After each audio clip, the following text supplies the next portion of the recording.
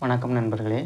நம்ம இன்றைக்கி எதை பற்றி பார்க்க போகிறோம் அப்படின்னா, அதாவது வாழ்க்கையில் நமக்கு இன்பமும் வருகிறது, துன்பமும் வருகிறது. அப்போது எது செய்தால் இன்பம், எது செய்தால் துன்பம் அப்படிங்கிறத நமக்கு இப்போ இதற்கு முன்னாடி ஆசிரியர்கள் நமக்கு தொகுத்து கொடுத்துருக்காங்க. அதாவது இனியவை 40, இன்னா 40, 40 தொகுத்து கொடுத்துருக்காங்க. அந்த பாடல்களுடைய விளக்கம் பார்ப்போம். அதாவது இன்னா 40 அப்படிங்கிறது கபிலர் இயற்றியது. இனியவை 40 அப்படிங்கிறது பூதஞ்சேந்தனார் இயற்றியது. இப்போது இனிமையை பற்றி நாம் பார்ப்போம்.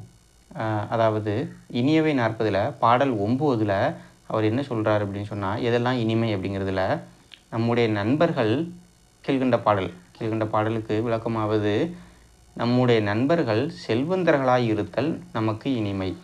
அதேபோல் விசும்பு வானம் அப்படிங்கிறது, விசும்பு அப்படின்னா வானம், தெளிந்த வானம். அதில் நம்ம முழு நிலாவை காண்பது நம் மனதிற்கு இன்பம். அதே போல் பங்கம் இல் நண்பர்கள், அதாவது பங்கம் இல்லாத வரை, பங்கம் பண்ணிட்டான் அப்படின்னு சொல்லுவாங்கள்ல. பங்கம் அப்படின்னா துன்பம், அதாவது பிறருக்கு துன்பம் செய்தலை விடுத்து அன்பு செய்வராக இருத்தல் இனிமையானது. அது நமக்கு இனிமையாது. அதாவது நம்மளுடைய என்ன சொல்லுது, எண்ணங்கள், சிந்தனைகள் அடுத்தவர்களுக்கு துன்பம் செய்வதாக இருக்கக்கூடாது. அப்படி இல்லாமல் அன்புடையவராக இருத்தல், அதுவும் நமக்கு இனிது அப்படின்னு கீழ்கண்ட பாடல் மூலம் நமக்கு பூதஞ்சேந்தனார் விளக்குகிறார்.